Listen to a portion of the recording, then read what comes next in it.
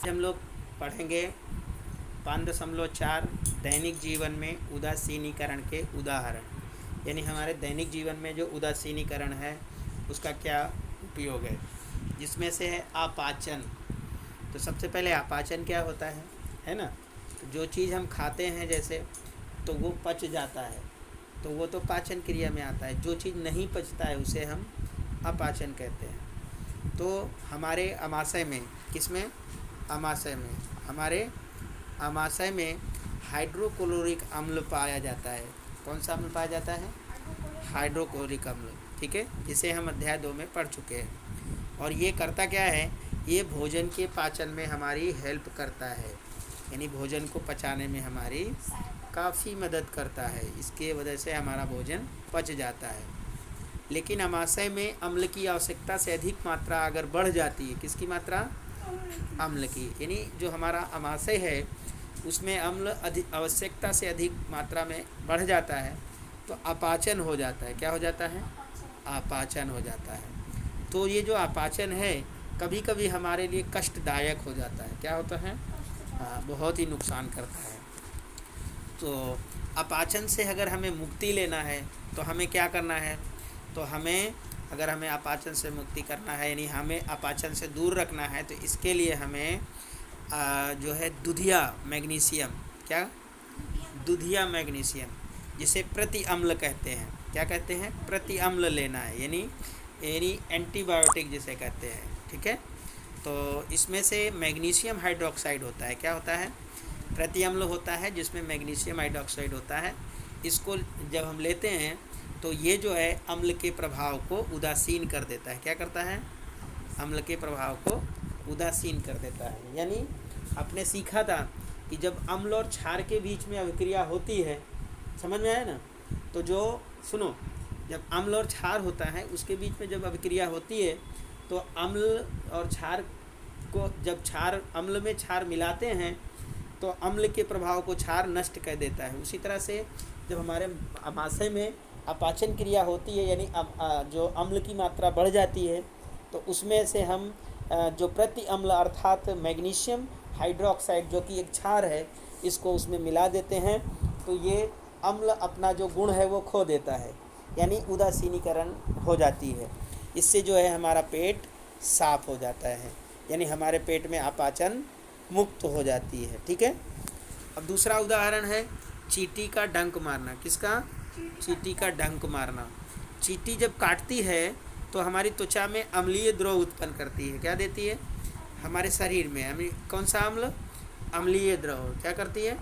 अम्लीय द्रव करती है। तो अब इस डंक के प्रभाव को नमी युक्त खाने, ठीक है, नमी युक्त खाने के लिए, तो ये जो नमी युक्त खाना है, यानी सोडा, किसे?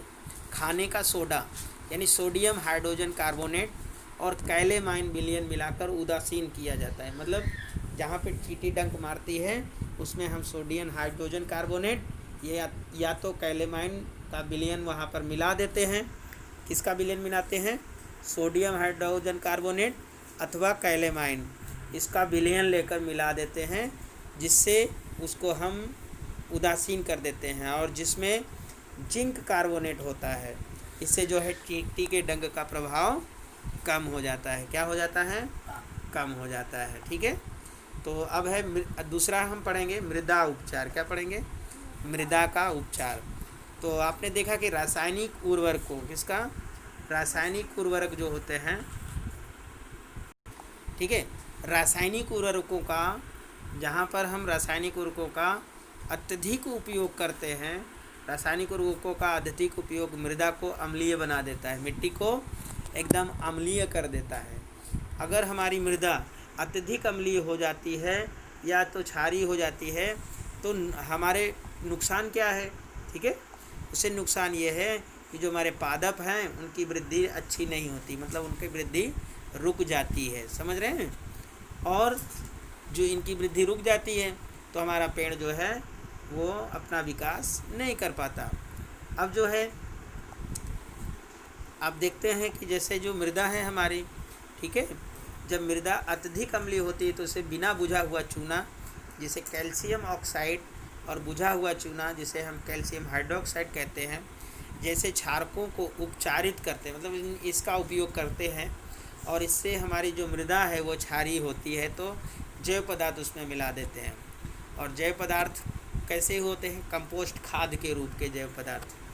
और मृदा में अम्ल निर्मुक्त करते हैं जो क्षार की प्रकृति को उदासीन कर देते हैं। यानी ये भी जो है मृदा को अम्ल और क्षार की मात्रा बढ़ जाने पर ये इसके माध्यम से हम अपनी मिट्टी को एकदम जैविक मतलब उपजाऊ बना सकते हैं। ठीक है। अब अगला हम सीखेंगे जो है कारखानों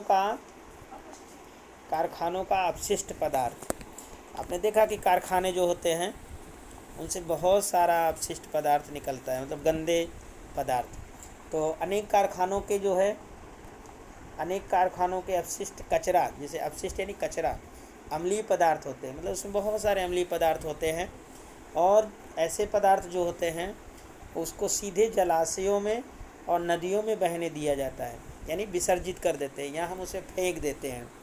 तो इससे होता क्या है, इसमें जो रहे हुए जीव जंतु हैं, जलीय जीव जंतु जैसे मछली, अन्य जलीय जीव, वो अम्ल जीवों को अम्ल जो है नष्ट कर दे सकते हैं।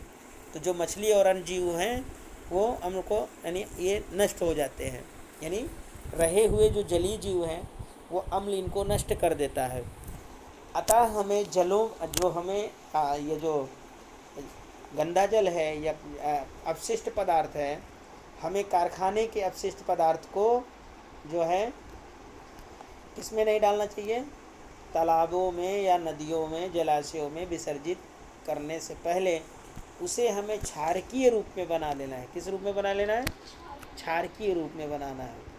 जब क्षारकीय रूप में बने तब हम उसे जलाशयों में फेंक सकते हैं, नहीं तो हमारा जो है ये क्या हो जाएगा, जो हमारे जो जल हैं उसमें रहने वाले जीव जंतु हैं, प्राणी हैं, वो मर जाएंगे। ठीक है। तो आज आपने सीखा कि हमारे दैनिक जीवन में उदासीनीकरण के कुछ ऐसे उदाहरण हैं जिनका होता है। ठीक है। आपने क्या सीखा कि अम्ल स्वाद में खट्टे होते हैं, सामान्यतः क्षारकों का स्वाद कड़वा होता है और इनका स्पर्श साबुन जैसा होता है। दूसरा आपने क्या सीखा कि अम्ल नीले लिटमस पत्र को लाल कर देते हैं, क्षारक लाल लिटमस पत्र को नीला करते हैं। अभी आपने भी इसमें सीखा था कि वे पदार्थ जो ना तो अम्लीय होते हैं ना ही क्षारकीय होते हैं, उदासीन कहलाते हैं। फिर आपने सीखा कि ऐसे पदार्थ के विलयन जो अम्लीय, क्षारीय और उदासीन विलयन में भिन्न दर्शाते हैं, सूचक कहलाते हैं। फिर आपने सीखा कि अम्ल क्षारक एक दूसरे को उदासीन करके लवण बनाते हैं, तथा लवण जो है वो अम्लीय, क्षारीय अथवा उदासीन किसी भी प्रकृति के हो सकते हैं। ठीक है। तो हमारा पाठ समाप्त होता है। जय हिंद, वंदे मातरम।